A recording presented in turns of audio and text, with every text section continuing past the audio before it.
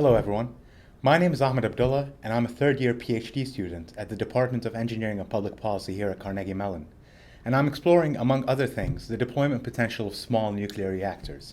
Now, what are these? Well, the commercial nuclear power sector is dominated by 1,000-megawatt nuclear plants, most of which were built decades ago. And concerns regarding these plants, and about nuclear power in general, revolve around four categories. You've got the safety of reactor operations, obviously, but you've also got the management of nuclear waste, you've got the diversion of nuclear materials for weapons uses, and then you've got nuclear power's high capital costs. Each of these reactors costs many billions of dollars.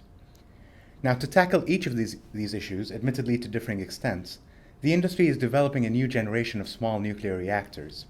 And the ultimate vision they have is of a world where these reactors could be built in a factory and then shipped to the site. And ideally, you wouldn't even need to refuel these reactors for their lifetime. And once the fuel is exhausted, you take them to a centralized location and you'll consolidate all of the waste at that centralized location. Now at CMU, we started by tackling a subset of these reactors called integral light water small modular reactors.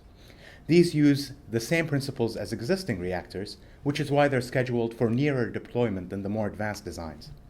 And we sat down with experts who are closely involved in the development of these designs.